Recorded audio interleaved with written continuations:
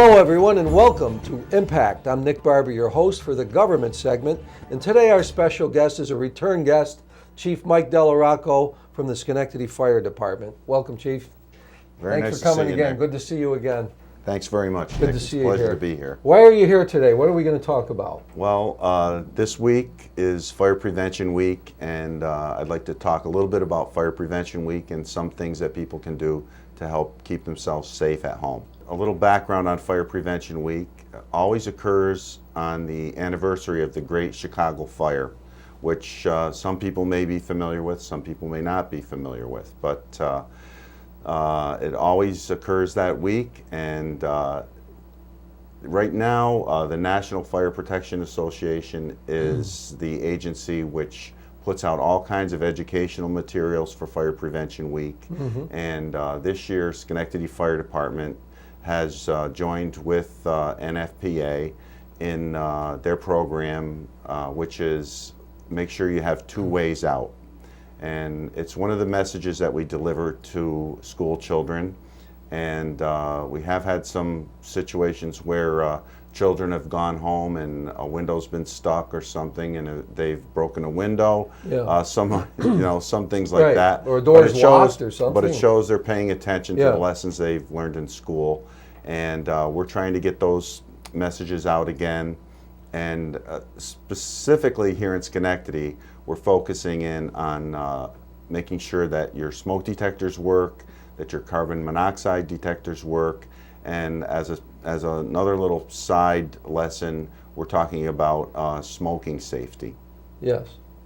Yeah, I've seen some tragic things, and I'm sure you have as a fire chief in your service for all these years of smoking fatalities. And that's a terrible thing. It can be prevented if public awareness and safety is followed. There are some simple safety lessons as far as smoking goes, and what we tell people is to take it outside. If you must smoke, go outside to smoke, and make sure that your smoking materials are extinguished. It only takes one match or one cigarette to burn down an entire structure. Yes. And this year we've noticed a number of fires started by smoking materials, and as you said, some with tragic results. So we're focusing in on that to try to get the message out and try to keep our community safe and maybe even save a life. So get out of that habit of having the ashtray on the nightstand, where people for years and years smoked in bed, falling asleep, watching TV. Very, very, very dangerous. Well, the sad thing is that the places where people feel the safest at home, in the living room, bedroom, family room, those are the places where the most fire deaths occur in fires caused by smoking. Whether it's complacency or whether people truly don't appreciate the danger of smoking, we want to get the message out. Take it outside and make sure that you put your smoking materials out. Yes. I didn't realize myself that Fire Prevention Week was tied into the date of the Chicago fire, and a lot of people probably don't, so that's an interesting fact. But we were talking before on a little lighter note about Mrs. O'Leary's cow. You heard ever since you were in grade school how the Chicago fire started. And you were telling me about a news reporter and some facts that sort of discount that. Maybe we want to share that with the people. Well, many people know the story of Mrs. O'Leary's cow. It was reported that the cow kicked over a lantern in Mrs. O'Leary's barn, and the O'Learys were a real family in Chicago. And the barn itself was actually saved because the wind shifted during the fire. So after the fire, the barn was still there. Mrs. O'Leary's barn. Mrs. O'Leary's barn. Yeah. And they even had lithographs of Mrs. O'Leary milking the cow with a lantern on the side. But as time went on, the reporter who originally brought this so-called fact to life admitted that it was a fabrication, and exonerated the O'Leary family and Mrs. O'Leary's cow. a lot of disappointment in this legend also. 'cause Well, people it's actually a good believed it story. for so many years. But the point was, the Chicago fire lasted, what, 3 days? And I Yes. mean, amazing scope of devastation and property damage, and how many lives were lost? The Chicago fire burned from Sunday, October 8th until Tuesday, October the 10th in 1871. There were hundreds of lives lost, and property was destroyed throughout the city of Chicago.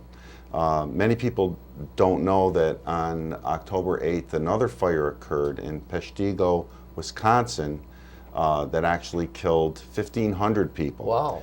And several other fires occurred in the Great Lakes region at that time Yeah. because of weather conditions, wind, Yes. and extreme heat. Yes. And but they're largely forgotten, and the Chicago fire is in our collective memory. Yes. But what came out of the Chicago fire was that the city rebuilt itself. They put many efforts into rebuilding Chicago, and Chicago actually flourished after this great tragedy. So there was a silver lining to the tragedy. Yes. We can't replace the loss of lives, but they rebuilt the city, and life went on as it was. The smokehouse, we didn't talk about this today, but the Schenectady Fire Department has a wonderful educational tool. It's called the smokehouse, you could describe it. But I was at the Glenville Oktoberfest over this past weekend, a great thing put on by the business and professionals in the town and other sponsors. And they had the smokehouse there again. So that was a good fire safety tool. I saw the kids being taken through it, and they have the fabricated smoke. I guess it's vapor, but that's another fire safety tool. It's a terrific exhibit for our youth. So we want to thank you for doing that. I know you've done that for the Schenectady Kiwanis Club at the Ugly Car Contest and other locations with the Schenectady Fire Department Smokehouse. For people that don't know, it's a huge exhibit. It's a big, well, I don't know if you'd call it a trailer. Or It is, well, it is a converted trailer, Oh, it was? Yeah. like a camper trailer size. It's a little bigger than your average camper trailer. Right. But the smoke that's generated is primarily water vapor. It's not toxic. Right. Of course, we couldn't use anything that would be irritating to children or adults. Yes. But the firefighters that accompany the smokehouse give lessons in fire safety, talk to the children about having 2 ways out, which, as I mentioned, is one of our themes for this year's Fire Prevention Week. And it's a very valuable fire education tool, and although we can't accommodate every request, Yes. we try to make it available throughout the community. I remember when we were kids in school, a little older than you are, but we used to have the fire safety plan. The teacher would make us make an escape route, and we'd have to draw our home and the rooms, and then draw how we would get out, and we'd have little practice things at home with the family. And that was, I mean, it was education. It seems simple to adults, but think of it as a child, it was a useful thing, and we took it seriously, so. Well, we take it very seriously every day. Yes. And having 2 ways out of every room is very important for safety, because if a fire did occur and your primary exit was blocked, you would have to have another way out. Yes. And the time to think about that is not when an emergency occurs, Yes. but to have a plan in place. Yes. So what you're talking about, what you did in school, is the same thing we're trying to talk to children about, and adults as well. Sure. And people panic when there's a fire, right, Chief? well, I mean, people, it's unusual. So Yeah. your typical means of egress or access to a room could be blocked. So you might have to go out a window, or you might have to use a fire escape if you're in a Yes. building that has a multiple occupancy, Yes. or in an apartment. So Yes. having a plan is the most important thing. Yes. Winston Churchill said, "Failure to plan is planning to fail." So we have that Good words. posted in our training room, do. because it's very important to have a Yes. plan. Yes. We talked about juvenile fire starters throughout the nation before the show, and you told me that it's a big issue now. The statistics are up, and not just in Schenectady, as you said. And you're going to have a big conference. There's a fire safety conference coming up. Yes. Is it at SCCC? Yes. Can you tell the public a little bit more about that? It's coming up soon in October, correct? Yes. Yeah. What's that about? We're bringing in a national fire safety educational firm. It's called Fireproof Children. And Schenectady County Community College is sponsoring this seminar. We will be having it in one of the lecture rooms at SCCC. And we also have sponsorship from the New York State Association of Fire Chiefs, from the Schenectady Fire Department, Zone 5 Police Academy, and our local firefighters union as well. Yes. And what this conference is focusing in on is the problem that we have with juvenile fire setters, not just in Schenectady, but across the country. Yes. And we try to build consensus and relationships among the people who are attending from very different disciplines and backgrounds, from fire safety professionals, law enforcement, the judicial branch of our government, social services agencies, educators, and try to bring those people together to, once again, come up with a plan on how we're going to address the problem of juvenile fire setters in our community. And as we were also discussing earlier, in 2011 we had 88 structure fires. And in the first part of 2012, first quarter, we had 87 structure fires. In the first quarter? And many of those were started by juvenile fire setters, some of whom were arrested, and some of whom are still in the process of being adjudicated. Yes. But it is a problem that affects all of our safety, and we want to try to do something about it. Yes. Well, that's very important, especially since it's spiked. Used to have an arson task force in Schenectady County. They still have that? Is there something like that? What? I was on that originally. Ken Possum was the county fire coordinator. Do we still have a coordinator, or is that something that passed? Yes. Our county fire coordinator right now is John Nusbeck, whom I think you know. I know John. Yes. And our task force is much the same as it was.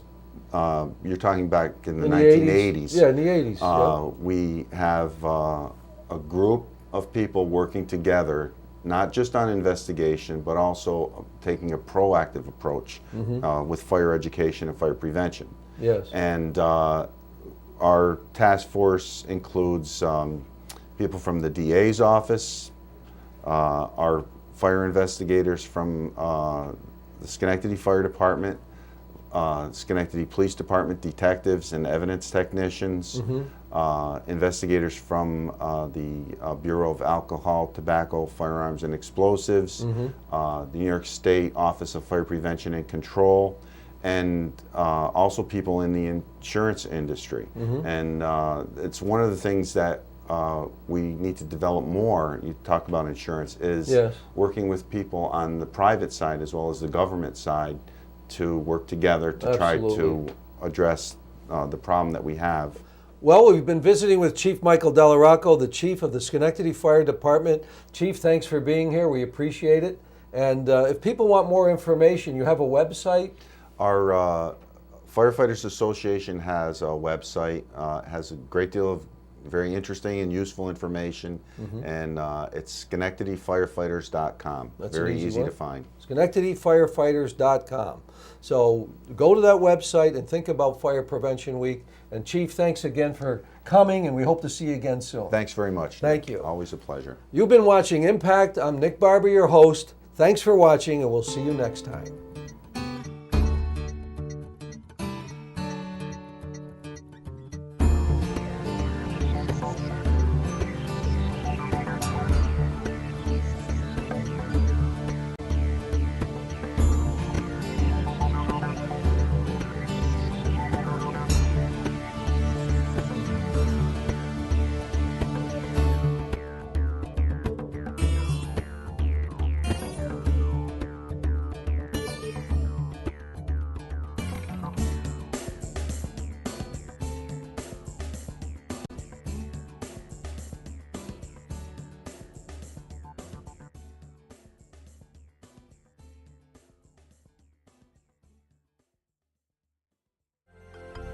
Proctors, bringing the best in arts, education, and entertainment.